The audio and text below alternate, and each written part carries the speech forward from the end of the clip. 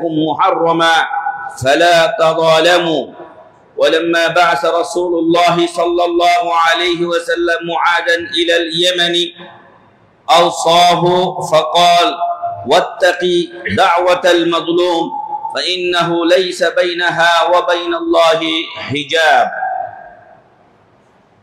সম্মানিত উপস্থিতি, সম্মানিত মুসল্লিবৃন্দ, প্রশংসা মাত্রই একমাত্র সেই মহামহিয়ান মহান রব্বুল ইজ্জাতের জন্য, যার অশেষ মেহেরবানিতে আজ জুমার দিনে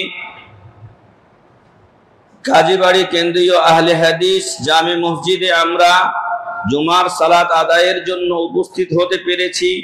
এজন্য আল্লাহর শুকরিয়া আদা করছি, আলহামদুলিল্লাহ। সালাত ও সালাম বর্ষিত হোক বিশ্ব মানবতার মুক্তির দূত, সর্বকালের সর্বযুগের সর্বশ্রেষ্ঠ রাসূল মুহাম্মদুর রাসূলুল্লাহ সাল্লাল্লাহু আলাইহি ওয়াসাল্লামের উপরে।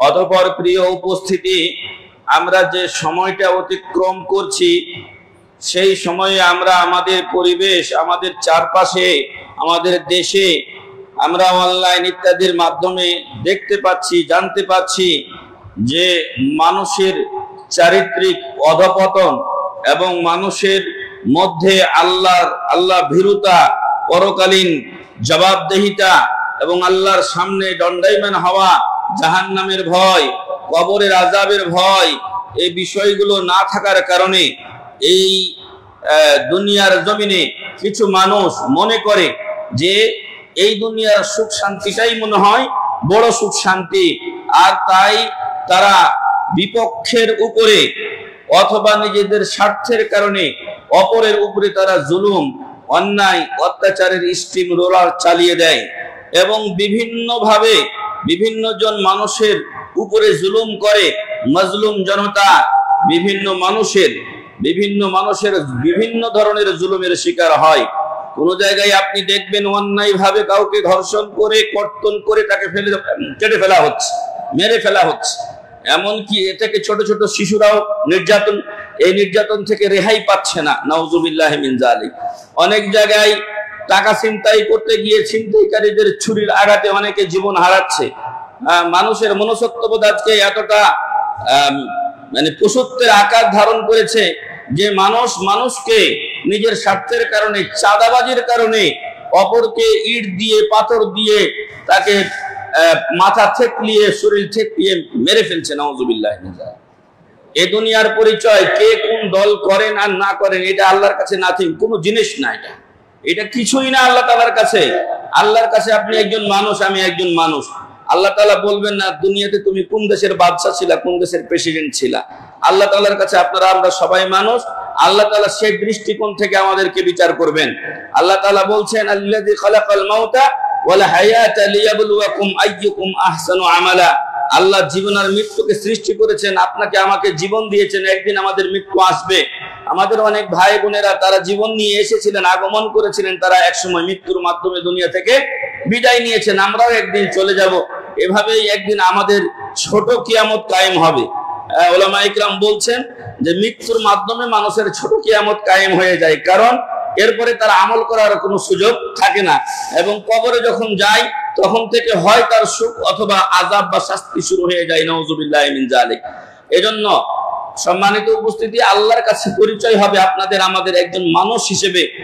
দুনিয়াতে আপনাকে আমাকে মেলা অট্টালিকা তৈরি করতে হবে, টাকা পয়সার মালিক হতে হবে, এজন্য আল্লাহ তাআলা আমাদেরকে পাঠাননি।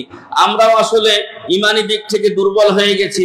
আমাদের যারা দায়িত্বশীল আছেন তাদের কাছে আমরা সুখ শান্তি আশা করি, কিন্তু আমাদের সালাতের অবস্থা ছিল যখন তারা বাড়ি থেকে বের হতেন, বাড়ির মহিলা বলতেন ইয়া আব্দুল্লাহ, হে আল্লাহর বান্দা, ইত্তাকিল্লাহা ফি আরযাকিনা, আমাদের রিজিকের ব্যাপারে তুমি আল্লাহকে ভয় করিও, কেননা ফাইন্নানা নাসবিরু আলাল জু, আমরা ক্ষুধার উপরে ধৈর্য ধারণ করতে পারবো, ওয়ালা নাসবিরু আলান নার, কিন্তু জাহান্নামের আগুনের উপরে আমরা ধৈর্য ধারণ করতে পারবো না। আপনি খেয়াল করে দেখেছেন যারা এইভাবে অন্যায়ভাবে বিভিন্নভাবে মানুষের এই অর্থ আত্মসাৎ করে, অন্যান্য জুলুমে নিজেদেরকে নিমজ্জিত করে রেখেছে, এই যে অর্থ আপনি অবৈধভাবে ইনকাম করলেন, ওই অবৈধ অর্থ দিয়ে আপনি নিজের পরিবারকে খাওয়াচ্ছেন, এই পরিবার কি ভালো হবে আশা করা যায়? কখনোই হবে না। আপনি আরেকজনের সুখ শান্তি কেড়ে নিয়ে নিজে সুখী হবেন, কল্পনা করা যায় না। এটা আমি আমার আলোচনা শেষে বলবো ইনশাআল্লাহ। তো এই জন্য আপনি অন্যের সম্পদ জবরদখল করে নেবেন, অন্যায়ভাবে হারামভাবে তাকে ধোকা দিয়ে হোক, অন্য অথবা মেরে হোক, পিটিয়ে হোক, ভয় দেখিয়ে হোক, ছোড়া দেখে, চাকু দেখিয়ে তাকে হোক, যেভাবে আপনি নেন না কেন, এ টাকা হারাম।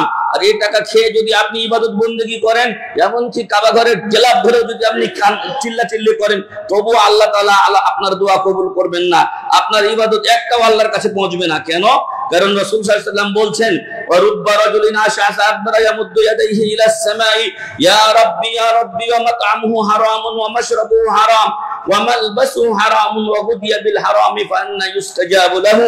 আল্লাহ রাসূল সাল্লাল্লাহু আলাইহি ওয়াসাল্লাম বলছেন, মেলা মানুষ দূর দূরান্ত থেকে মাথার চুল উস্কো পায়ের পা ধুলাই ধূসরিত হয়ে যায় দূর থেকে আসার কারণে। কারণ তখনকার দিনে তারা ঘোড়ায় চড়ে আসতেন, উঠে আসতেন, এটা ছিল অবস্থা। এখনো আপনি যদি এখান থেকে অথবা আমাদের গ্রাম অঞ্চলের কোন এলাকা থেকে যদি একটা লোক আসে, কাবা ঘর যেতে যেতে তার 2 দিনের পথ কাছাকাছি, মানে এখানে ঢাকা আসবে, ঢাকার থেকে আবার সে এই জেদ্দা যাবে, তারপরে মক্কা যাবে, তখন পা গুলো তার ফুলে যায়, তার চুল উস্কো খুস্কো হয়ে যায়, তার আরাম বিশ্রাম হয় না।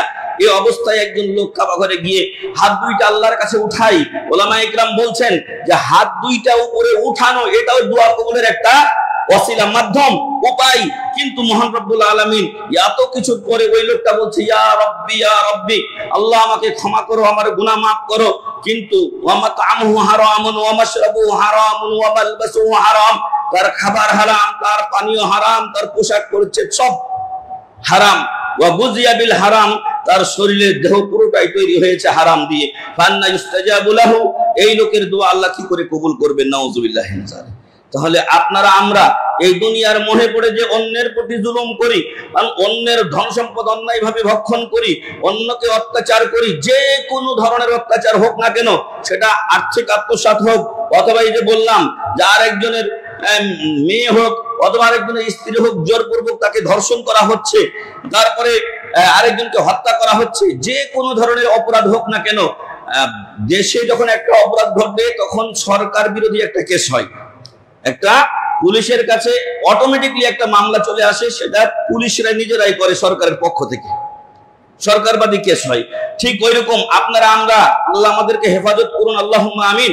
যদি কেউ অপরাধ করে, জুলুম করে, তাহলে আল্লাহবাদী একটা কেস হয়, মানে আল্লাহর তরফ থেকে অটোমেটিকলি কেরামান কাতিবিন একটা মামলা আপনার নামে লিখে দেন, আব্দুল্লাহ আব্দুর রহমানের উপরে জুলুম করেছে, আব্দুল্লাহ আব্দুর রহমানের উপরে জুলুম করেছে, ও বিচার দেখ আর না দেখ।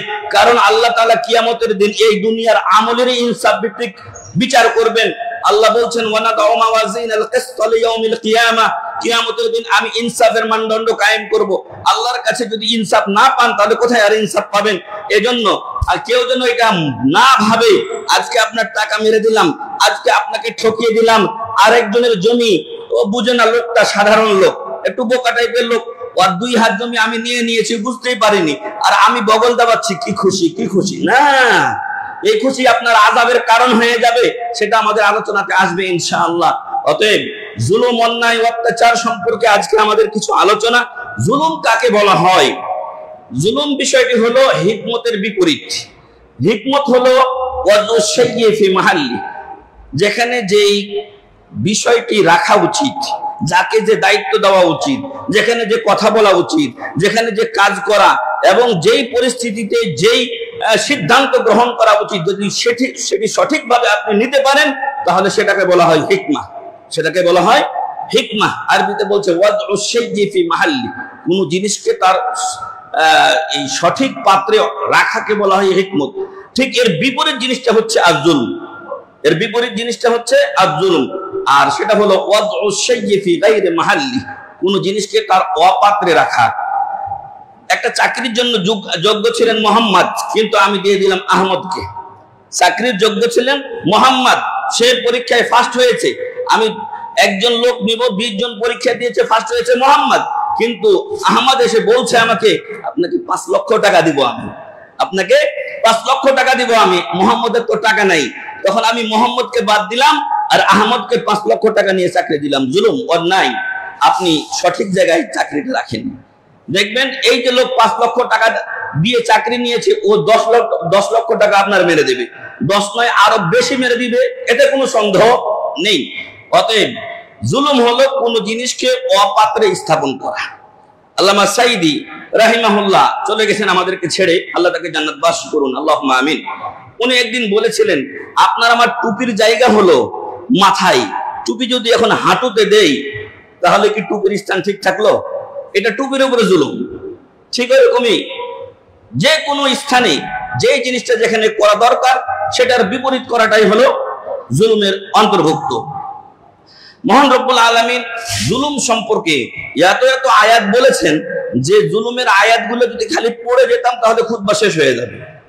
এতগুলো আয়াত একসাথে বলাও মুশকিল। তারপরে কিছু আমরা আমাদের নিজেদের নসিহাতের জন্য আপনাদের সামনে পেশ করছি, যাতে আমি এবং আপনারা সকলেই আমরা একসাথে এই জুলুম অন্যায় থেকে বিরত থেকে হিকমত ও ন্যায়ের পথে, সত্যের পথে চলতে পারি। এবং যখন জুলুম আমরা করব তখন অবশ্যই আমাদের বিরুদ্ধে কিয়ামতের দিন বাদী দাঁড়াবে, আর সেই বাদীর কাছে জবাব দেওয়ার মতো আমাদের কিছু থাকবে না। সেদিন আমাদের কোনো টাকা পয়সা থাকবে না, সেদিন আমল নেকি দিয়ে দিতে হবে। আর নেকির খাতায় যদি আমরা মিসকিন হই, এখন যে আমল করেছি সেই আমলটা দিয়ে তো ইয়ানাফসি করছি। আমরা এখন একটাই টেনশনে আছি যে যেই আমলটুকু করছি এগুলো দিয়ে নাজাত পাওয়া যাবে কিনা। তবে আমরা নিরাশ নই, আশান্বিত হয়েই আমরা ইবাদত করছি যে ইনশাআল্লাহ আল্লাহ আমাদের কি করবেন, ক্ষমা করবেন। আমরা গুনাহগার, এতে কোনো সন্দেহ নেই, কিন্তু আমরা আশান্বিত হয়ে ইবাদত করছি। কিন্তু যদি আল্লাহ না করুন এখন 50 জন, 10 জন, 20 জন লোকের উপরে কেউ জুলুম করে হাজির হয়, উপস্থিত হয়, তাহলে ওই মাজলুমদের যে পাওনা সেটা পরিশোধ করেই তারপর তার হিসাব হবে। আর এই মর্মে একটা লম্বা হাদিস বর্ণিত হয়েছে, হয়তো এর আগেও একবার এখানে বলা হয়েছে। সেটা হলো রাসূল সাল্লাল্লাহু আলাইহি ওয়াসাল্লাম একদিন বললেন, নিঃস্বকে তোমরা জানো কি? তখন তিনি সাহাবারা বললেন যে মাল্লা দিনার আলাহু ওয়ালা দিরহাম, যার কোনো টাকা পয়সা নাই সে হলো আমাদের কাছে নিঃস্ব। আল্লাহ রাসূল সাল্লাল্লাহু আলাইহি ওয়াসাল্লাম বললেন, আসলে প্রকৃত নিঃস্ব সে নয়, প্রকৃত নিঃস্ব হলো যে ব্যক্তি কিয়ামতের দিন আসবে আল্লাহর কাছে, কিন্তু তার নেকিও থাকবে, কিন্তু কদ্দারাবা হাদা ওয়া শাতামা হাদা ওয়া আকালা মাল হাদা, একে মেরেছে, ওকে গালি দিয়েছে, অন্যের সম্পদ অন্যায়ভাবে ভক্ষণ করেছে। বাদীরা হাজির হবে, প্রত্যেকে তাদের পাওনা দিয়ে দিতে হবে তাকে, তার তো কোনো পুঁজি নাই, ওইখানে আছে কিছু আমল, তখন আমলগুলো দিয়ে দেওয়া হবে এবং এরপরও পাওনাদার থেকে যাবে, এতটা অন্যায় সে করেছে। আর তখন মহান রব্বুল আলামিন দেখবেন এর তো নেকি শেষ হয়ে গেছে, কি করা যায়? তখন উনি আহকামুল হাকিমিন, বিচারকের বিচারক, এই পাওনাটা শোধ করবেন কিভাবে? এখন যারা পাবে ওদের গুনাহগুলি নিয়ে এই জালেমের উপরে চাপিয়ে দেওয়া হবে, তখন ওদের গুনার পাল্লাটা হালকা হবে, যেহেতু ওইখান থেকে জালেমের ঘাড়ে চাপিয়ে দেওয়া হচ্ছে। আর জালেমের তো নেকি শূন্য হয়ে গেছে, আর তার গুনার পরিমাণ আগের নিজের গুনাহ আর এদের গুনাহ সবগুলো একসাথে হয়ে সে জাহান্নামে নিক্ষিপ্ত হবে। নাউযুবিল্লাহি মিন যালিক। এ হলো মুফলিস, এ হলো সবচাইতে বড় বোকা এবং এ হলো সবচাইতে নিঃস্ব ব্যক্তি কিয়ামতের দিন। অতএব এই দলের অন্তর্ভুক্ত যাতে না হয়, এজন্য আমরা সবাই সামান্য পরিমাণ জুলুম আমাদের পক্ষ থেকে কারো প্রতি যেন না হয়ে যায় সেটা আমরা খেয়াল রাখবো। আর যদি মানবিক কারণে কোনো সময় হয়ে যায়, হয়তো প্রত্যেক মানুষের রাগ আছে, কথা কাটাকাটির এক পর্যায়ে আমি হয়তো কিছু কথা উল্টা সিধা বলে দিয়েছি, পরক্ষণেই যেন আমরা কি করি, ক্ষমা চেয়ে নেই, বিষয়টি মিটমাট করে নেই, যাতে করে কিয়ামতের দিন আমাদেরকে পাকড়াও হতে না হয়। এজন্য আরে অন্যের উপরে জুলুম করা তো দূরের কথা, কিছু কিছু বিষয়, অপরাধমূলক বিষয় ঘটে যাওয়ার কারণে সাহাবায়ে কেরাম ছুটে এসেছেন রাসূল সাল্লাল্লাহু আলাইহি ওয়াসাল্লামের কাছে, হে আল্লাহর রাসূল, আমি অপরাধ করেছি, আমাকে পবিত্র করুন। এক লোক তার নিজের স্ত্রীর সাথে রমজানের দিনের বেলা মিলন করে ফেলেছেন, অবশ্যই এটা একটা ভুল, কিন্তু তিনি এটাকে নিয়ে এসে বলছেন রাসূল সাল্লাল্লাহু আলাইহি ওয়াসাল্লামকে, ইয়া রাসূলুল্লাহ ইন্নী হালাকতু, আমি ধ্বংস হয়ে গেছি। রাসূল সাল্লাল্লাহু আলাইহি ওয়াসাল্লাম বলছেন, ওয়া মা আহলাকাকা, তোমাকে কোন জিনিসে ধ্বংস করেছে? তাহলে চিন্তা করুন তারা পরকাল বিষয়টাকে কত বড় করে দেখতেন, কারণ পরকালে তো কোনো শাস্তি নেই, শাস্তি নয়, ওটা হলো আযাব, আগুনের আযাব, যেই আযাব দুনিয়াতে নেই। আল্লাহু আকবার। তো সম্মানিত উপস্থিতি, আসুন এই জুলুমকে না বলি, জুলুমকে পরিহার করি, এবং আল্লাহ না করুন আমাদের দ্বারা কেউ যদি নির্যাতিত হয়ে যান, কারো প্রতি কথা কাজ কোনোভাবে যদি অপরাধ করে বসি, তাহলে তার সাথে যত দ্রুত সম্ভব আমরা মিটিয়ে নেওয়ার চেষ্টা করি। এমনকি যদি এখনো আমাদের এই আলোচনা শোনার সময় কোন ভাইয়ের এমন হয়ে থাকে যে অন্যের উপরে জুলুম করে রেখেছেন, ছোট নিজেকে ছোট হতে হলেও আপনি হয়তো ভাবছেন তার কাছে গিয়ে আমি মাপ চাইবো। আরে দুনিয়াতে মাপ চেয়ে নেওয়া ভালো পরকালে শাস্তি পাওয়ার চাইতে। আল্লাহ রাসূল সাল্লাল্লাহু আলাইহি ওয়াসাল্লামের সাহাবারা সেটাই করেছেন। মহান রব্বুল আলামিন এই জুলুম সম্পর্কে বলছেন, ওয়ালা তাহসাবান্নাল্লাহা গাফিলান আম্মা ইয়ামালুয যালিমুন। যারা জালিম, অত্যাচারী, যে অত্যাচার করছে, এই অত্যাচার সম্পর্কে আল্লাহ তাআলা গাফেল এটা তুমি মনে করিও না। আমি একটু আগে বলেছি আল্লাহবাদী একটা কেস হয়, মানে আল্লাহ বিবাদী হয়ে এদের নামে অটোমেটিক্যালি কেস জারি হয়ে যায় এ জুলুমের বিপরীতে। আল্লাহ বলছেন ওয়ালা তাহসাবান্নাল্লাহা গাফিলান আম্মা ইয়ামালুয যালিমুন।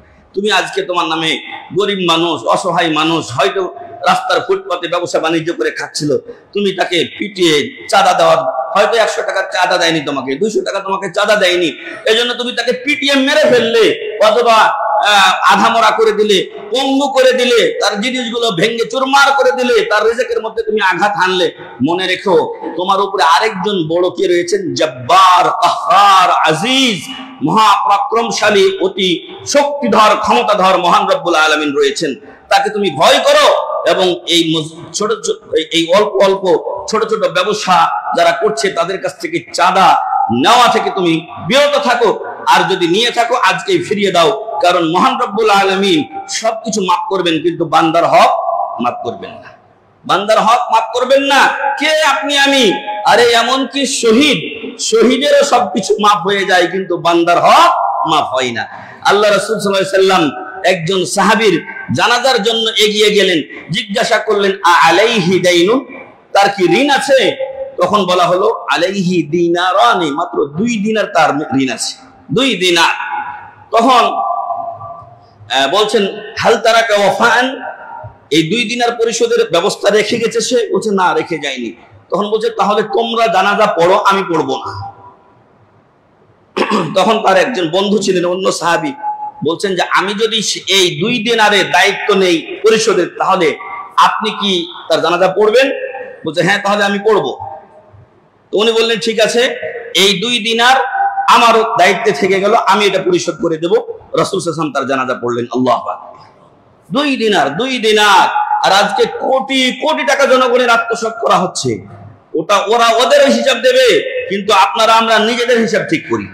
আমার কাছে কেউ টাকা পায় কিনা, আমি কারো টাকা অন্যায় ভাবে মেরে দিয়েছি কিনা, এই চিন্তাগুলো আমাদের থাকা উচিত। যদি কোনো লেনদেন থাকে তাহলে আল্লাহ তাআলা সূরা বাকারাতে সবচেয়ে বড় আয়াতটি বলেছেন, ঋণের আয়াত, এবং সেখানে বলা হয়েছে ইয়া আইয়ুহাল্লাযীনা আমানু ইযা তাদায়ানতুম ইলা আজালিন মুসাম্মান ফাকতুবু, তোমরা যদি নির্দিষ্ট সময় পর্যন্ত ঋণ নিয়ে থাকো তাহলে ওটা লিখে রাখো, ওটা লিখে রাখো। আজকে এখানেও একটা জুলুম, আপনাকে ঋণ দিলাম, এমন অবস্থা এখন ঋণ দিয়ে আপনার পিছে পিছে আমাকে ঘুরতে হচ্ছে। অধিকাংশ মানুষের অবস্থাটা এমন। এজন্য মুসলিম সমাজ থেকে কারজে হাসানা প্রায় উঠে গেছে। কেন উঠে গেছে? কারণ ঋণ দিয়ে দিয়ে যখন মানুষ ঠকছে, আরো আসল পুঁজি মূল পুঁজি পাচ্ছে না, তখন এই সমস্ত স্বার্থান্বেষী মহলের কারণে আসল যে গরিব মানুষগুলো ঋণের হকদার তারাও আর পায় না। আল্লাহ বলছেন ওয়ালা তাহসাবান্নাল্লাহা গাফিলান আম্মা ইয়ামালুয যালিমুন ইন্নামা ইউআখিরুহুম লিয়াউমিন তাশখাসু ফীহিল আবসার। মহান রব্বুল আলামিন এদেরকে একটু ঢিল দেন, একটু ছাড় দেন ওই দিনের জন্য যেই দিন মানুষের চক্ষু বিস্ফোরিত হবে, মানে হতভম্ব হয়ে যাবে, কি করি এখন, কোনো উপায় থাকবে না। যদি আপনি এটা এই যে ধরেন, এটা উদাহরণের জন্য আমি বলি, যখন দিয়াবাড়িতে আমাদের মাইলস্টোরি স্কুল এন্ড কলেজে বিমান বিধ্বস্ত হলো, তখন মানুষের কি অবস্থা ছিল? হতবিহ্বল হয়ে গেছে মানুষ, দৌড়াদৌড়ি শুরু হয়ে গেছে, যারা সেখানে পড়েছে ছিন্ন ভিন্ন হয়ে গেছে। আল্লাহু আকবার। তো এরকম অবস্থা, এটা তো হলো দুনিয়ার অবস্থা, এর চাইতে ভয়াবহ অবস্থা হবে দুনিয়া। পরকালে যে শাস্তি হবে সেটা তো এমনি দুনিয়াতে ওই ছড়িমড়ি ব্যাকটের দিয়ে মারা, এগুলো তো নাই। পরকালের আযাবটা হবে কিসের? জাহান্নামের আগুনের। আর সেই জাহান্নামের আগুন দুনিয়ার আগুনের থেকে 69 গুণ পাওয়ারফুল। আল্লাহু আকবার। কি করে সহ্য করবো আমরা? নাউযুবিল্লাহ। এজন্য যারা জালেম তারা যেন মনে না করে এটা আরে পার পেয়ে গেলাম, হ্যাঁ বিদেশে পালিয়ে গেছি, বেঁচে গেছি। না, আল্লাহ তাআলা আপনাকে ধরবেন। এখনো বাকি আছে তাদের শাস্তি। যদি দুনিয়াতে আল্লাহ লিখে রাখেন তা তো যা পাওয়ার পাইবে, কিন্তু আখিরাতে এর পাই টু পাই হিসাব হবেই হবে। এজন্য নেতৃত্ব পাওয়াটা, আমি সেদিন বুখারীর একটা হাদিস পড়াচ্ছিলাম, যে নি'মাতিল মুরদিআতু ওয়া বিসাতিল ফাতিমা, যখন নেতৃত্বের গদিতে মানুষ বসে তখন খুব মজা লাগে। এত আরাম, মাসিক বেতন আসতেছে, গাড়ির ব্যবস্থা, এটা সেটা ইত্যাদি সব আপনি পেলেন, খুব ভালো কথা। কিন্তু বিসাতিল ফাতিমা, এর শেষটা অত্যন্ত খারাপ হয়। কেন? দেখেন আপনি বিশ্বের নেতা নেত্রীদের উপরে কোটি দেখবেন ইয়ার সময়, বিদায়ের সময় কাউকে নিহত হতে হয়েছে, কাউকে দেশ ছেড়ে পালাতে হয়েছে, এক এক অবস্থা। আর এটা তো দুনিয়ার অবস্থা। আখেরাত বাকি আছে এখনো।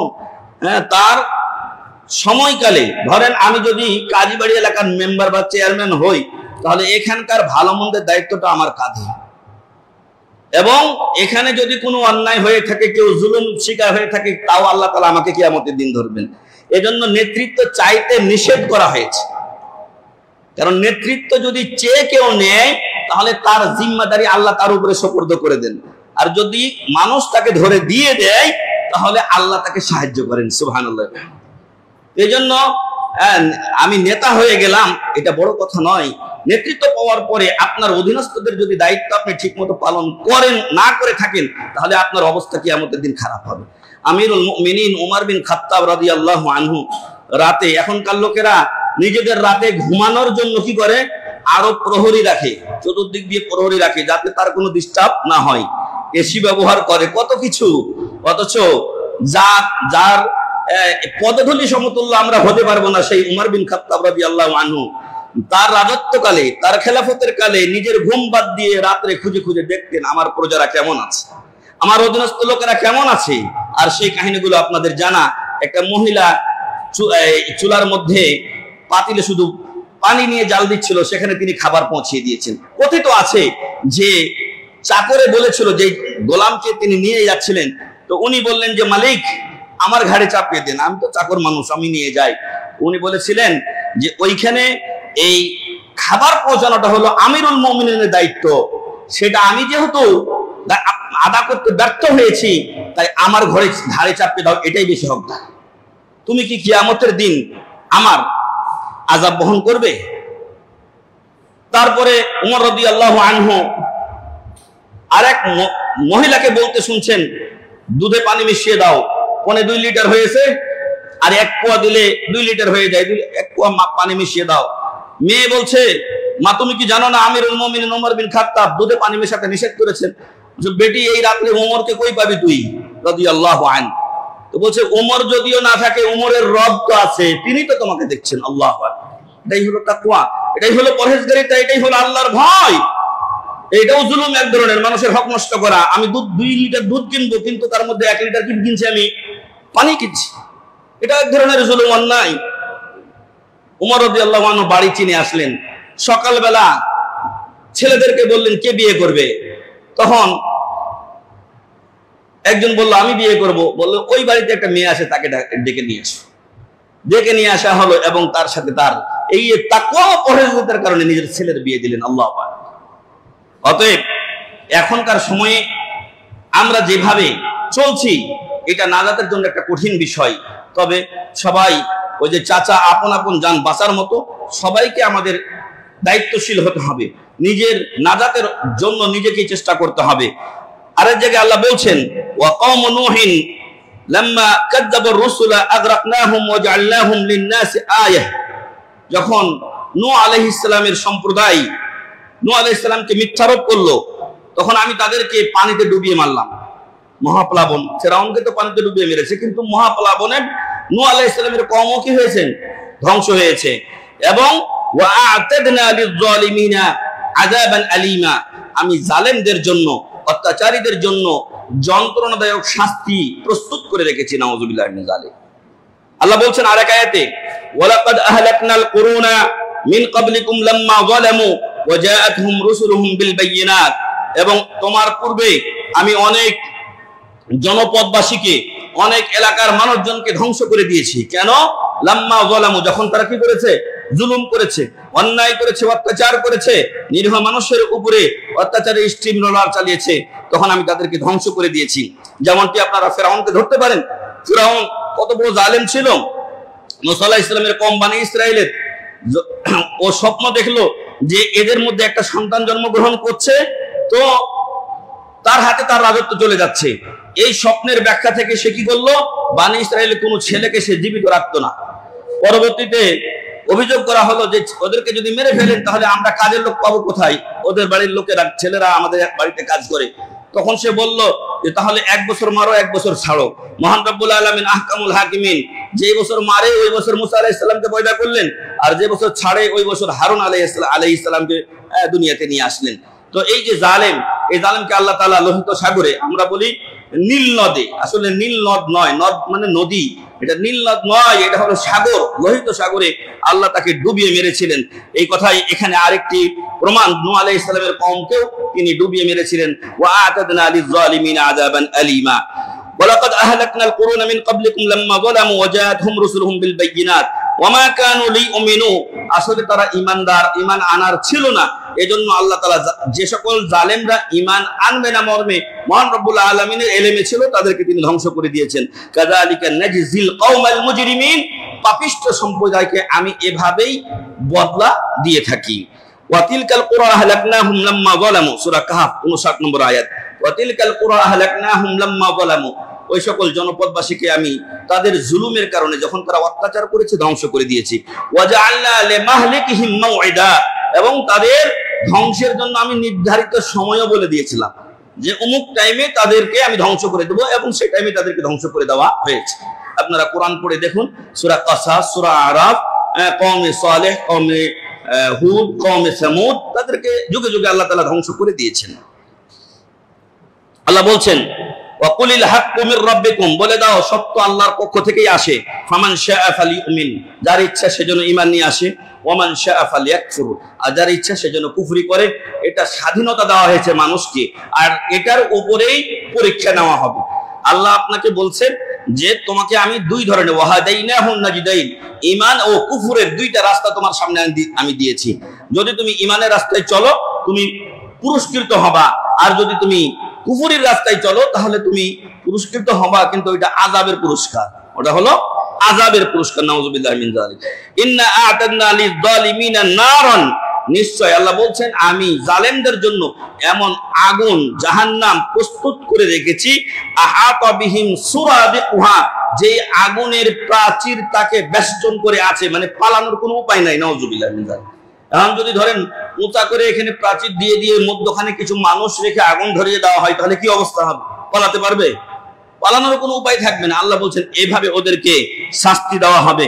ওয়া ইন ইস্তাগীসু ইগাসু বিমাইন কাল মুহলি ইয়াশবিল ওয়ুজুহ, আর তারা যদি পানি চায় তাহলে পানি দেওয়া হবে তাদেরকে। কোন পানি?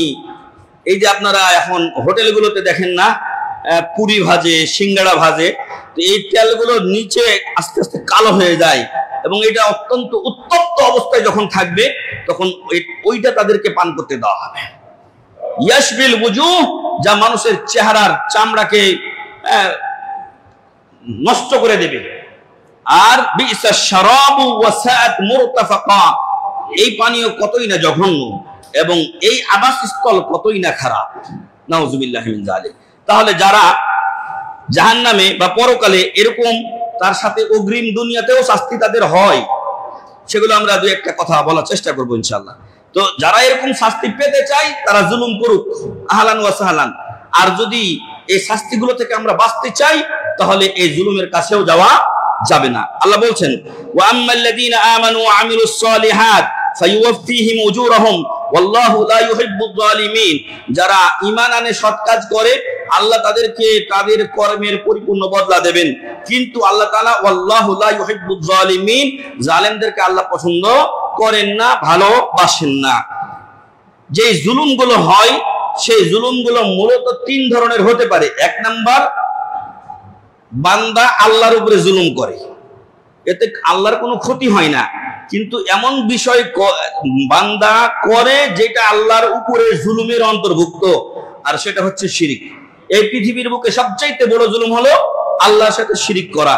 কেন? কারণ মহান রব্বুল আলামিন তিনি আপনাকে আমাকে সৃষ্টি করেছেন, আর এর একটা বদলা দেওয়া এভাবে উচিত ছিল যে আমরা আল্লাহর তাওহীদকে বাস্তবায়ন করব। আল্লাহ যেভাবে চলতে বলেছেন আমরা সেভাবে চলবো, সেটা না করে আমরা আল্লাহ যেটাকে সবচাইতে বেশি নিষেধ করেছেন, সেই যে পাপটা করলে আল্লাহ ক্ষমা করবেন না কোনো কর্মেই, সেটা ঘোষণা দিয়েছেন, ওই পাপটা আমরা করি। ইবনে মাসউদ রাদিয়াল্লাহু আনহু তিনি আল্লাহ রাসূলকে জিজ্ঞাসা করেছিলেন যে ইয়া রাসূলুল্লাহ আইয়ু যামবি আ'যামু ইনদাল্লাহ আও আকবারু ইনদাল্লাহ, আল্লাহর কাছে সবচেয়ে বড় পাপ কোনটা? তখন আল্লাহ রাসূল সাল্লাল্লাহু আলাইহি ওয়াসাল্লাম বললেন আন তাজআলা লিল্লাহি নিদ্দান ওয়া হুয়া খালাকাক, তুমি আল্লাহকে আল্লাহর সাথে কাউকে বরাবর করে দিবে অথচ আল্লাহ তোমাকে সৃষ্টি করেছেন। সৃষ্টি করা ছিল নিয়ামত, বিনিময়ে আল্লাহর তাওহীদ বাস্তবায়ন করা তোমার উপরে ফরজ ছিল, উল্টো তুমি সেটা না করে করেছো কি আল্লাহর সাথে শিরক করে দিয়েছো। অতএব এক নাম্বার যে জুলুম অত্যাচার হয় সেটা বান্দার পক্ষ থেকে আল্লাহর উপরে হয়, নাউযুবিল্লাহি মিন যালিক। আল্লাহ তাআলা এই ক্ষেত্রে লোকমান আলাইহিস সালামের কথা বর্ণনা করতে গিয়ে সূরা লোকমানের 13 নম্বর আয়াত, সম্ভবত এটা 205 সূরা লোকমান 13 নম্বর আয়াতে আল্লাহ বলছেন, স্মরণ করো ওই সময়ের কথা যখন লোকমান আলাইহিস সালাম তার সন্তানকে নসিহত করতে গিয়ে বলেছিলেন ইন ইয়া বুনাইয়া, হে বৎস, হে বাবা, হে আব্বু, লা তুশরিক বিল্লাহ, কখনোই তুমি আল্লাহর সাথে শরীক করবে না।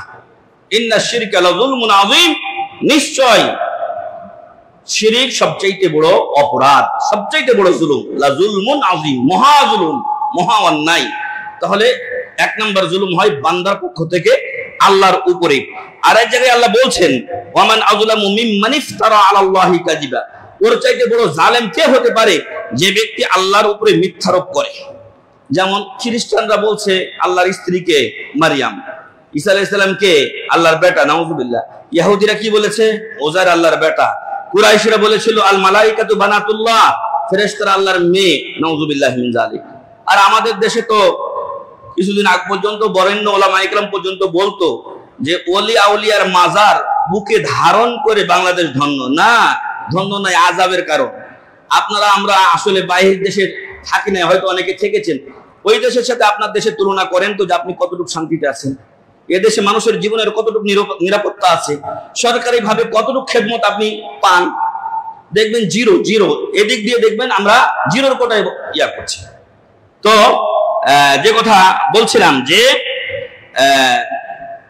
আমাদের দেশে শিরকের আড্ডাখানা আছে, আর শিরক যেখানে থাকে সেখানে শান্তি থাকবে না, এটাই স্বাভাবিক। তাই আমি বাংলার জনগণকে আহ্বান করতে চাই যে এই মাজার কেন্দ্রিক না হয়ে মসজিদ কেন্দ্রিক হোক আমাদের ইবাদত। আমরা মসজিদে আল্লাহর ইবাদত করি, আর মাজারে যারা এই মাজার যেগুলো আছে এগুলো সব মাজার ব্যবসা, এটা কোনো ইবাদত খানা নয়। মাজারগুলো ইসলামের সাথে সম্পূর্ণ সাংঘর্ষিক। কোন ব্যক্তি যদি ভালো হয়ে থাকেন তার বদলা তিনি আল্লাহর কাছে পাবেন, এর অর্থ এই নয় যে ওই লোকটা ভালো ছিল বলে তার কবরের পূজা করতে হবে, নাউযুবিল্লাহ। অথচ অধিকাংশ কবরগুলো কেন্দ্রিকের বেশিরভাগ পাওয়া যায় যে এখানে সব দুষ্ট প্রকৃতির লোকগুলো শুয়ে আছে, ন্যাংটা বাবা, তারপরে পাগলা পীর, কি কিনা, এক একজনের এক এক নাম, আসলে সাত্রান্নাসী মহল এগুলোকে ব্যবসার জন্য প্রস্তুত করেছে, নাউযুবিল্লাহি মিন যালিক। উলাইকা ইউরাদুনা আলা রাব্বিহিম ইয়াউমাল কিয়ামাহ, কিয়ামতের দিন আল্লাহর সামনে এদেরকে পেশ করা হবে। ওয়া ইয়াকুলুল আশহাদ, সাক্ষীরা বলবে হাউলাইল্লাযিনা কাযাবু আলা রাব্বিহিম, এরাই তাদের রবের উপরে কি করেছে? মিথ্যারোপ করেছে। আল্লাহ তো শিরক করতে বলেননি, আল্লাহ তো মাজারে সাজদা করতে বলেননি, আল্লাহ তো গায়রুল্লাহর ইবাদত করতে বলেননি, এগুলোই মিথ্যা। তারপরে আলা লানাতুল্লাহি আলা যালিমিন, জেনে নাও লানত তাদের উপরে, জালেমদের উপরে, নাউযুবিল্লাহি মিন যালিক। এটা এক নাম্বার। দুই নাম্বার হচ্ছে বান্দা অন্য মানুষের উপরে জুলুম করে, মানে আমি আপনার উপরে, আপনি আমার উপরে, আমরা পরস্পর যে জুলুম করি, এটা হলো দুই নাম্বার জুলুম। আল্লাহ বলছেন ওয়া জাযাউ সাইয়্যাতিন সাইয়্যাতুম মিসলুহা, কেউ যদি খারাপ কাজ করে, অন্যের উপরে জুলুম করে, তাহলে জুলুমের বদলা সে আল্লাহর কাছে ওই রকমই পাবে, মানে শাস্তি তাকে দেওয়া হবে।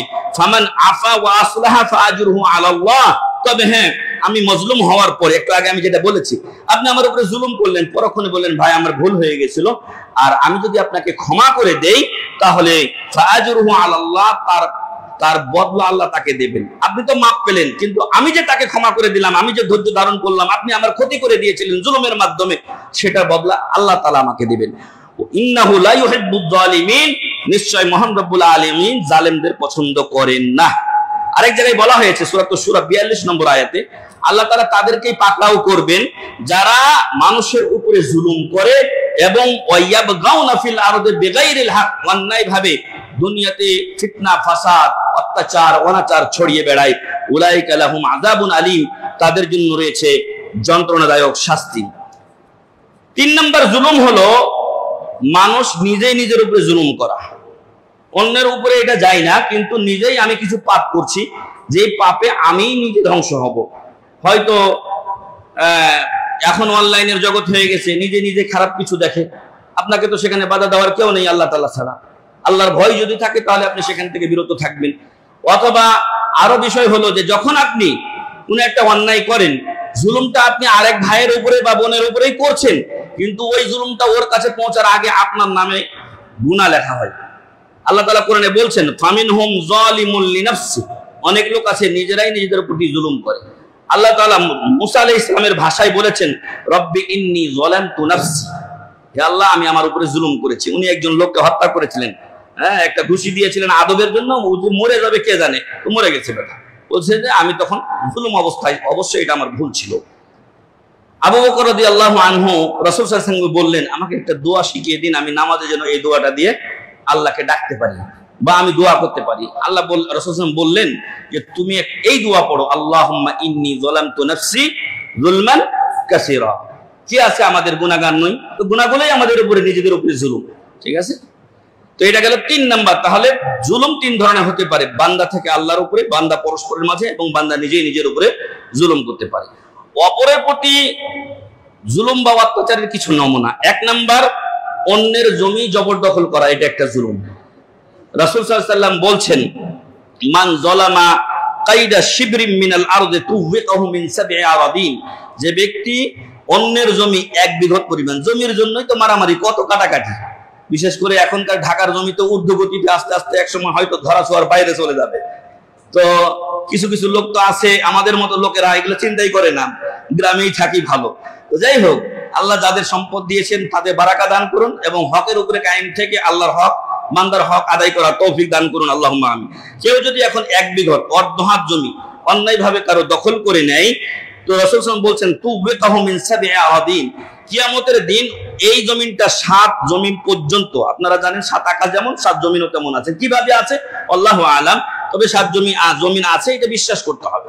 এই 7 জমিন পর্যন্ত খুঁড়ে এটাকে মালা বানিয়ে ওর গলায় পেঁচিয়ে দেওয়া হবে, নাউজুবিল্লাহ। কতটুকু মাটি নিয়ে হাঁটতে পারবো আমরা বলেন তো? এই যে একটা টুকরি নিয়ে আসে, তো এই 1 টুকরির মাটি এটা কি 1 মাইল নিয়ে যেতে পারবো আমরা? 1 কিলো নিয়ে যেতে পারবো? বেশিরভাগ লোক আমরা এখন মানে আয়েশ প্রিয় হয়ে গেছি, আরাম প্রিয় হয়ে গেছি, যার ফলে নিজের শরীরটা নিয়েই তো অনেকের মুশকিল হয়ে যায় হাঁটাহাঁটি। সেইখানে আবার মাথায় যদি আপনার এরকম বোঝ চাপিয়ে দেওয়া হয়, তাই কিয়ামতের দিন এই জমিন, সাতবক জমিন গলায় পেঁচার আগে যদি কোনো ভাই বা বোন বা আমরাও যদি, আমি যদি এটা করে থাকি, নিজেকে নসিহত করছি যে এই জমি ফিরিয়ে দিতে হবে মালিকের কাছে, নতুবা অবস্থা খারাপ হবে। তাহলে জমি দখল করে নেওয়াটা বড় কথা নয়, এই শাস্তির জন্য প্রস্তুত থাকতে হবে। 2 নাম্বার, পাওনাদারের টাকা নিয়ে টালবাহানা করা। একটু আগে আমি বলছিলাম ধার দেওয়া উঠে গেছে কেন? টালবাহানার কারণে। এক লোকের কাছে টাকা ধার দিয়েছি, আজকে 7-8 বছর পাওয়ার খবর নেই, আল্লাহু আলাম। জিন্দা থাকতে কবে যে মরণ আসবে, জিন্দা থাকতে পাবো কিনা আল্লাহু আলাম। তো রাসূল সাল্লাল্লাহু আলাইহি ওয়াসাল্লাম বলছেন মাতালুল গানি যুলমুন, যদি কোনো টাকা পয়সাওয়ালা মানুষ আপনাকে বারবার ঘুরায়, এটা জুলুমের অন্তর্ভুক্ত। আছে আপনার কাছে টাকা, আপনি ইচ্ছা করলে ব্যবস্থা করে দিতে পারেন, কিন্তু সকাল বিকাল ঘুরান, আজকে না কালকে, আরেকদিন, আরেকপর যেদিন আপনি ডেট দিয়েছেন সেদিন আপনি আবার কি করছেন, মোবাইল বন্ধ করে বসে আছেন।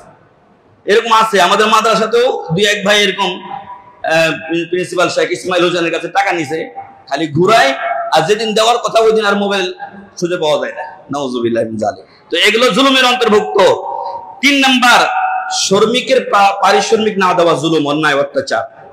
রাসূল সাল্লাল্লাহু আলাইহি ওয়াসাল্লাম বলছেন আমি 3 প্রকার ব্যক্তি, আল্লাহ তাআলা বলছেন এটা, কিয়ামতের দিন আমি 3 প্রকার লোকের বিরুদ্ধে বাদী হব, মানে আল্লাহ দাঁড়াবেন, মানে আপনি হবেন আসামি আর আল্লাহ হবেন বাদী।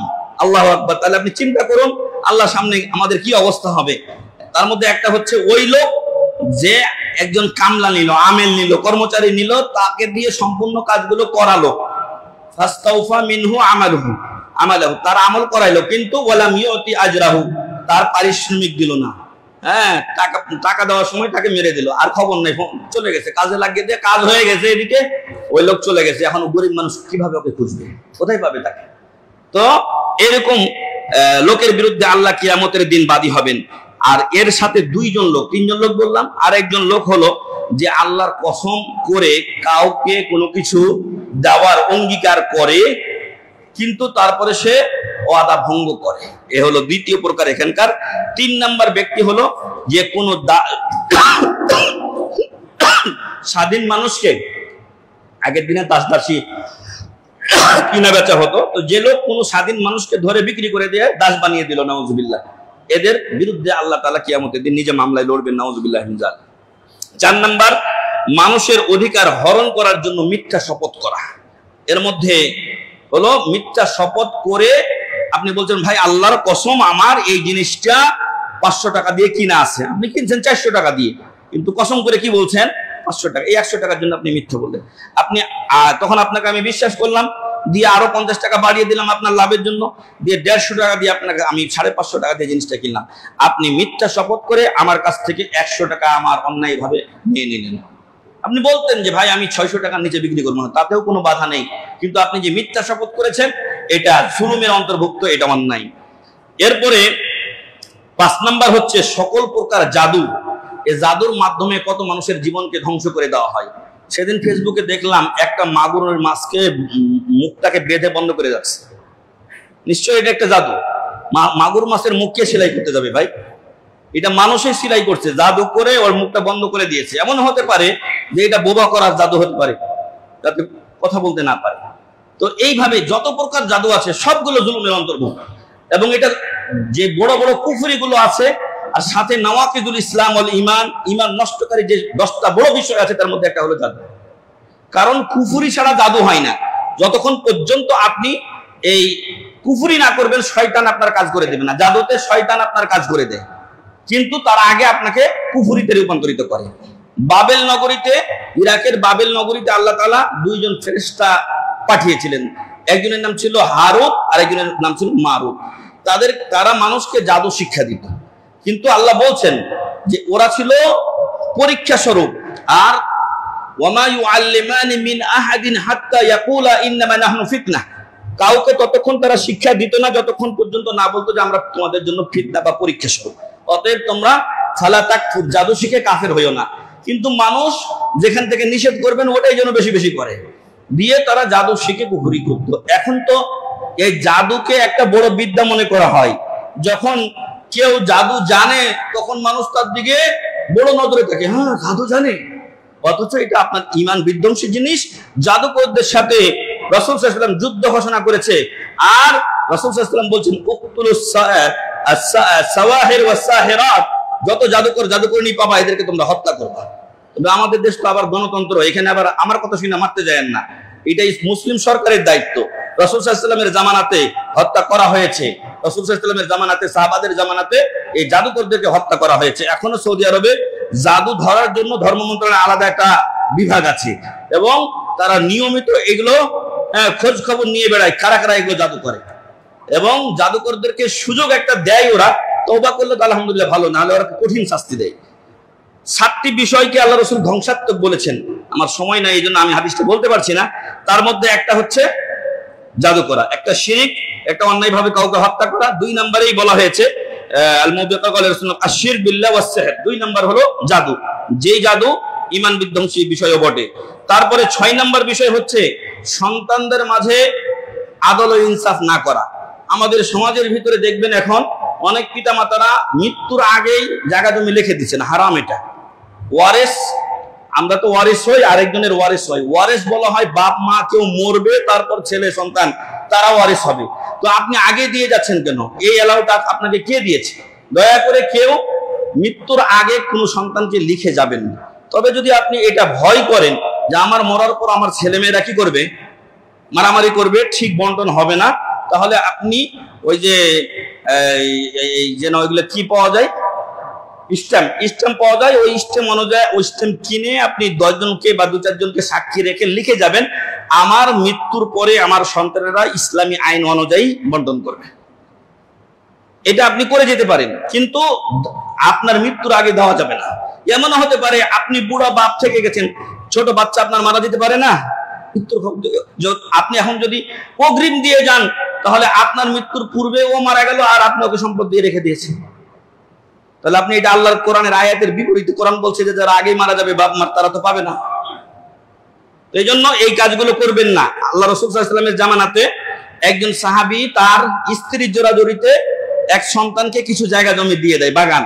তখন রাসূল সাল্লাল্লাহু আলাইহি ওয়াসাল্লাম বললেন, সব সন্তানকে দিছো এরকম? বলছে না না, সবাইকে তো দেই নাই। বলছে এটা হলো জুলুম, অত্যাচার, অত্যাচারের উপরে আমি সাক্ষী হতে পারবো না। সাহাবী ফিরে গিয়ে তখন বলছেন যে তোকে এটা দিয়েছিলাম, এটা দেওয়া যাবে না, এটা ঠিক না, ঘুরিয়ে নিয়েছেন। এটা তো বাপ মাদের পক্ষ থেকে, দয়া করে এই জুলুমটা করবেন না। আল্লাহ আপনাকে যা দিয়েছেন নিজের যা দরকার খান টান, তারপরে 10 টাকা 20 টাকা 500 টাকা 1000 টাকা 5 লাখ টাকা 5 কোটি টাকা আপনার যা থেকে যায় থেকে যাক, সন্তানদেরকে বলে যাবেন তোমরা ইসলামী অনুযায়ী ভাগ করে নেবে। আর এর বিপরীতে একটা বিষয় হলো সন্তান, আপনারা আমরা যারা আছি বাপ মার উপরে জুলুম করে না, এটা এখন প্রচুর হারে দেখা গেছে। এক মা তার সন্তানকে 9 মাস বা 10 মাস তার পেটে বহন করে চলছে, অথচ ওই মাটার জন্য আমার ঘরে একটা রুম হয় না, আমার সবাই আমরা খাচ্ছি আরামে এসে আছি, কিন্তু আমার বাচ্চা বাপ মার জন্য একটু সামান্য খাবার হয় না। এই জুলুম যারা করবেন মনে রাখবেন এটা ফরজ ইবাদত। আল্লাহ তাআলা তার ইবাদতের পরে বাপ মার অধিকার দিয়েছেন, ওয়াকাদা রাব্বুকা আল্লা তা'বুদু ইল্লা ইয়্যাহু ওয়া বিল ওয়ালিদাইনি ইহসানা। বাপ মার উপরে জুলুম করবেন, তাদের দেখভাল করবেন না সামর্থ্য অনুযায়ী, আল্লাহর কাছে আপনি শাস্তি পাবেনই পাবেন। তবে এই বাপ মা কেন্দ্রিক যেগুলো, বাপ মা যদি এখন আপনার চাহিদার উপরে চাই, সেটা বাপ মার জন্য ঠিক নয়। এজন্য আরেকটা বিষয় আমি বলতে চাচ্ছিলাম, সেটা হলো যে বাপ মা আপনাকে ঠকাচ্ছে, এটা বাপ মার গুনাহ। আর ওই ঘটনাকে কেন্দ্র করে যদি আপনি তাদেরকে দেখাশোনা না করেন, তাহলে এটা আপনার গুনাহ। মানে বাপ মাও গুনাহগার হলেন, আপনি আমিও গুনাহগার হইলাম। তাহলে কি দরকার, আমারটা আমি আদা করে দিব। যদি আমার বাপ আমাকে সম্পদ থেকে বঞ্চিত করছে, কিন্তু আমি আমার উপরে অর্পিত বাপ মার অধিকার আদায় করতে হবে। ওনারা ওটার জন্য গুনাহগার হবেন, আমারটার জন্য আমি সওয়াব পাবো আল্লাহর কাছে। আর আমিও যদি আদায় না করি, তাহলে আমিও কি হব, গুনাহগার হব। 7 নাম্বার, পশু পাখিকে কষ্ট দেওয়া যাবে না, এটাও একটা জুলুম। একটা মহিলা একটা বিড়ালকে বেঁধে রেখেছিল, খাবার দেয়নি, ছেড়েও দেয়নি, ফলে এই মহিলাটা এই বিড়ালটির কারণে জাহান্নামে গেছে, নাউযুবিল্লাহি মিন যালিক। এরপরে 8 নাম্বার, মিথ্যা সাক্ষী দেওয়া। 9 নাম্বার, জোরপূর্বক স্ত্রীর মোহরানা অন্যায়ভাবে অনেকে ভক্ষণ করে, অনেকে দেয় না, এটাও জুলুম। এটা অন্যের হক, স্ত্রীর হক, সেটা আপনি যদি না দেন তাহলে জুলুম। যারা বিয়ে শাদী করে আছেন দীর্ঘদিন ধরে, মোহরানা দেওয়া হয়নি, মোহরানা দেওয়ার ব্যবস্থা করবেন। চুরি করা, এটা অন্যায় মাল অন্যায়ভাবে ভক্ষণ করা হয়। মুমিন নরনারী ও প্রতিবেশীকে কষ্ট দেওয়া, ধোঁকা দেওয়া, সাক্ষী গোপন করা, অন্যকে কষ্ট দেয় এমন কাজ করা, সত্যকে মুছে ফেলা, গীবত, পরনিন্দা, পরচর্চা করা, সম্মানিত লোককে খোঁচা মারা, অসতর্ক লোককে ধোঁকা দেওয়া, অঙ্গীকার ভঙ্গ করা, ওয়াদা পূরণ না করা, বিপরীতমুখী চরিত্র মানে মুনাফিকি চরিত্র, সত্য কথা থেকে চুপ থাকা, অত্যাচারীকে তার অত্যাচার হতে না ফেরানো, এ সবগুলোই জুলুমের অন্তর্ভুক্ত। আল্লাহ তাআলা যেন আমাদেরকে যাবতীয় জুলুম থেকে হেফাজত করেন এবং আল্লাহ তাআলা যেন আমাদেরকে সৎ পথে হক পথে চলার তৌফিক দান করেন। আল্লাহুম্মা আমিন। ওয়া আখিরু দাওয়ানা আলহামদুলিল্লাহি রাব্বিল আলামিন।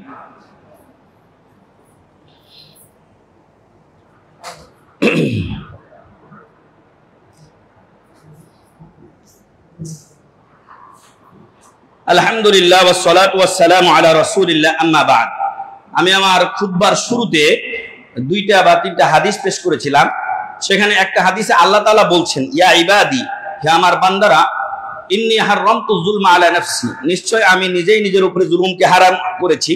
এটা আল্লাহর উপরে হারাম করার কেউ হক রাখে না, কিন্তু আল্লাহ নিজেই আপনাদের আমাদেরকে আশ্বস্ত করতে নিজে নিজের উপরে জুলুম হারাম করেছেন। আর কি করেছেন, ওয়া জাআলতুহু বাইনাকুম মুহাররামা, আর তোমাদের পরস্পরের মাঝে জুলুমকে আমি হারাম করেছি। অতএব ফালা তাযালামু, তোমরা পরস্পর জুলুম করিও না। আল্লাহ তাআলা আপনার আমার ভাগ্যে দুনিয়াতে যা ঘটাচ্ছেন, এ সবগুলো ইনসাফপূর্ণ।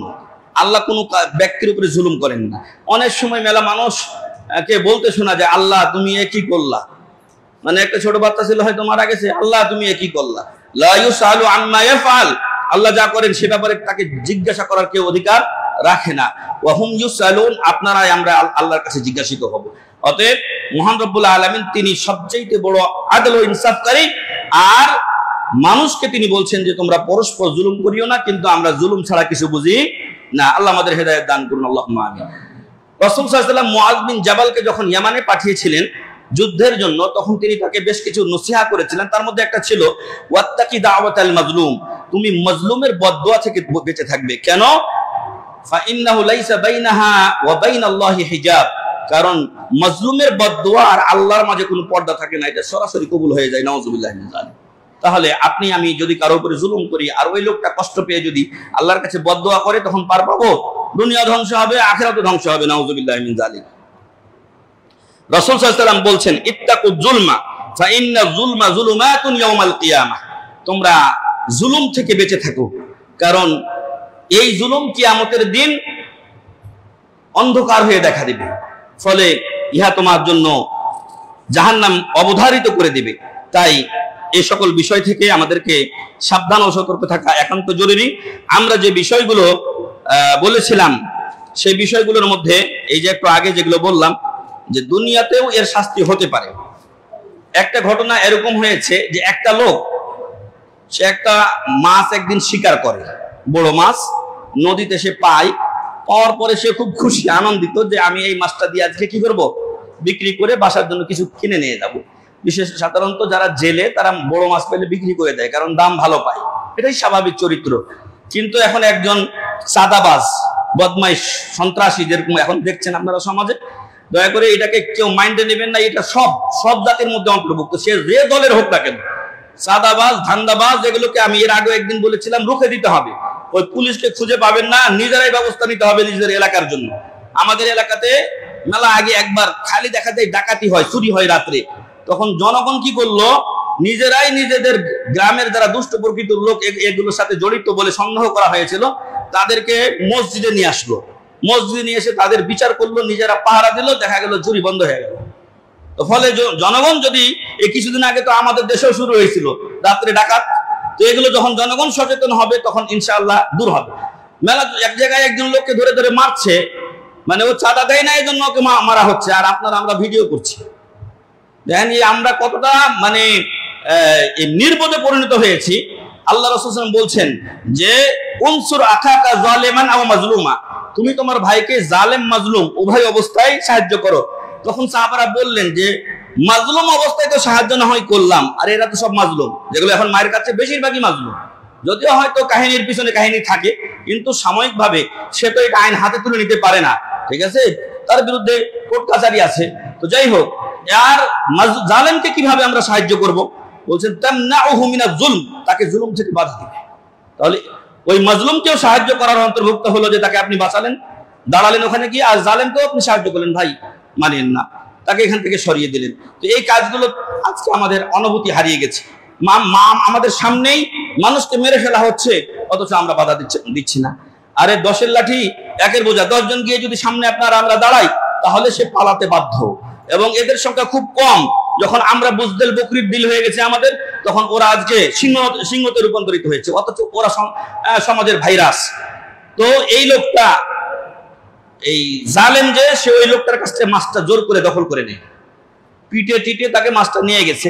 মাছটা যখন সে নিয়ে যায়, তখন তার আঙ্গুলের বৃদ্ধাঙ্গুলিতে মাছটা কামড় দেয়। কামড় দিয়ে এত ব্যথা শুরু হয় তার, ডাক্তারের কাছে গেলে ডাক্তার বলছে যে তোমার এটা কেটে ফেলতে হবে তাড়াতাড়ি, না হলে তোমার শরীর ধ্বংস হয়ে যাবে, পচে যাবে। সে কেটে ফেলছে, এখান থেকে পরে এখান থেকে পরে এখান থেকে পরে এখান থেকে কাটছে। তারপর তখন একটা লোক বলছে যে ব্যাপার কি, তোমার হাত এখান থেকে নাই তার মানে? তো বলছে ভাই আসল কাহিনী হলো এরকম যে আমি একদিন একটা মাছ একটা লোকের কাছ থেকে জোর করে ছিনিয়ে নিয়েছিলাম। বলছে ও, তাহলে তোমার চিকিৎসা একমাত্র ওই লোকের কাছে তোমাকে ফিরে যেতে হবে, ওই লোক নিশ্চয় তোমার নামে বদদোয়া করেছে, তার কাছে ফিরে যাও তুমি। তাহলে তুমি কি করবা, আবার তুমি ফিরে যাও, না হলে তোমার সমস্ত শরীর পচে যাবে, তুমি বাঁচবে না।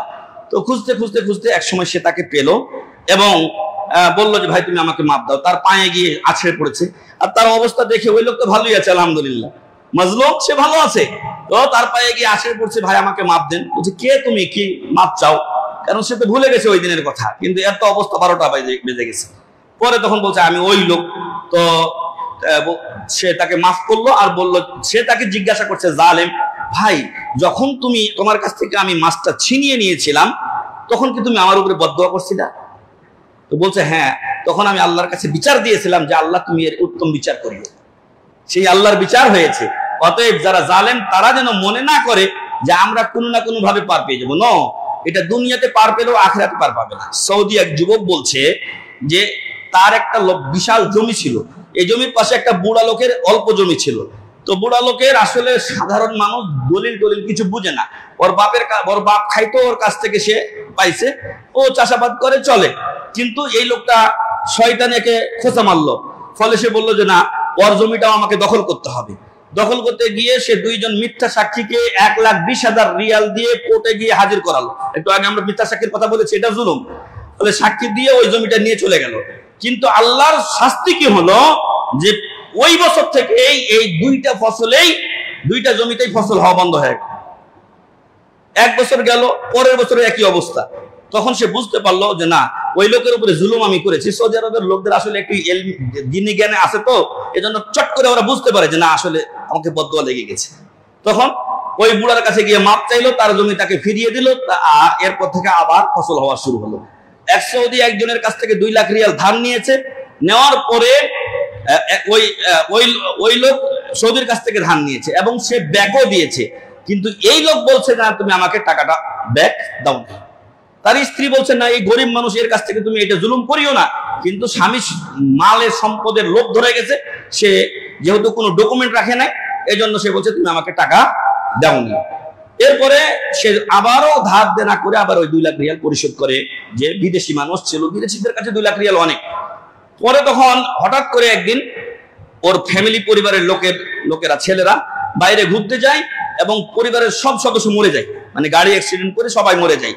পরে তখন ওর স্ত্রী বলছে, তোমাকে যে আমি বলছিলাম যে ওই লোকটার টাকাটা মারিও না, এটা ওই শাস্তি আল্লাহ তোমাকে দিয়েছে। পরে এবার 2 লাখ রিয়াল নিয়ে গিয়ে তাকে মাপ চেয়ে বলছে যে ভাই, তুমি আমাকে ক্ষমা করো, আমার পরিবারের সবাই মরে গেছে, আমার 7 বছরের একটা বাচ্চা আর শুধু আমার স্ত্রী আছে, আমি এদেরকে হারাতে চাই না, তুমি আমাকে ক্ষমা করো। তো সম্মানিত উপস্থিতি, যে জুলুমের কথা বলছিলাম, এটা দুনিয়াতেও আল্লাহ শাস্তি অনেক সময় দেখান, আর পরকালে তো ওই যে আমি বলছি আল্লাহবাদী একটা কেস হয়ে থাকে, আর সেটার বিচার আল্লাহর কাছে হবেই। তাই আসুন আমরা নিজেরা যেন কারো উপরে জুলুম না করি। কোনো জায়গায় যদি জুলুম হতে দেখি, সেখানে আমরা মানুষকে বোঝাবো, বাধা দিব। আল্লাহ তাআলা আমাদেরকে সে তৌফিক দান করুন, আল্লাহুম্মা আমিন।